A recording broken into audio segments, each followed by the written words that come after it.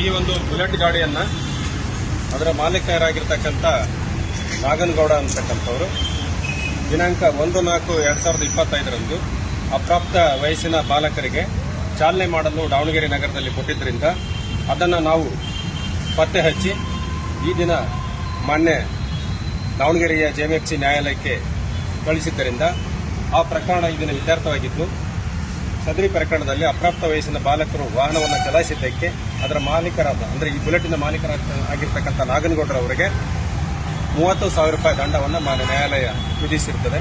ಹಾಗಾಗಿ ಯಾವುದೇ ವಾಹನದ ಮಾಲೀಕರುಗಳು ತಮ್ಮ ವಾಹನವನ್ನು ಅಪ್ರಾಪ್ತ ವಯಸ್ಸಿನ ಬಾಲಕರಿಗೆ ಚಾಲನೆ ಮಾಡಲು ಕೊಡಬಾರದು. ಯಾಕೆಂದರೆ ಅಪ್ರಾಪ್ತ ಬಾಲಕರಿಗೆ ಚಾಲನೆ ಮಾಡಿಕೊಟ್ಟಲ್ಲಿ ಅದು ಅಪಘಾತಕ್ಕೆ ಈಡಾಗುವಂತಹ ಸಾಧ್ಯತೆ ಇರುತ್ತದೆ. ಹೀಗಾಗಿ ಅಪ್ರಾಪ್ತ ಬಾಲಕರಿಗೆ ವಾಹನವನ್ನು ನೀಡದೆ ಅಪಘಾತಗಳನ್ನು ತಡೆಗಟ್ಟಿ ಅಂತಂದು ಹೇಳಿ ಈ ಮೂಲಕ ನಾವು ಸಮಾಜಕ್ಕೆ ಮನವಿಯನ್ನು ಮಾಡ್ತೀವಿ.